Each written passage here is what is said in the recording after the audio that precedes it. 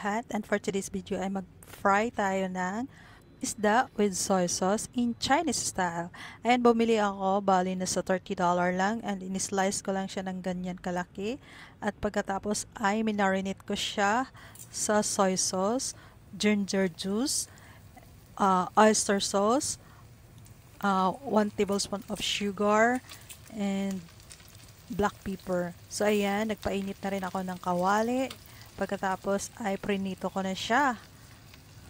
And ayan, ang ganda ng outcome niya guys dahil sobrang ganda na pagkaprito. Na nako talaga siya sa cornstarch at saka sa itlog. Bali, first time kong magluto nito, hindi pa buwang video dahil nga nagmamadali ako. Wala sana akong balak i-video ito pero dahil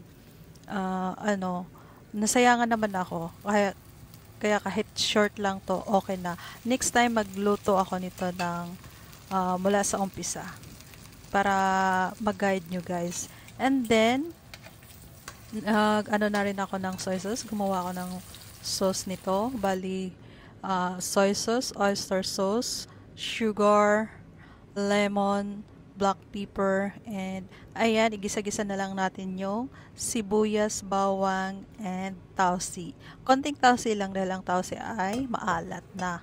And ayan, naglagay din ako ng bell pepper. At pagkatapos ay nilagay ko na ang sauce na aking ginawa. And then, naglagay din ako din dyan ng slurry para medyo malapot-lapot. Ayan guys, onti na lang yan, matatapos na.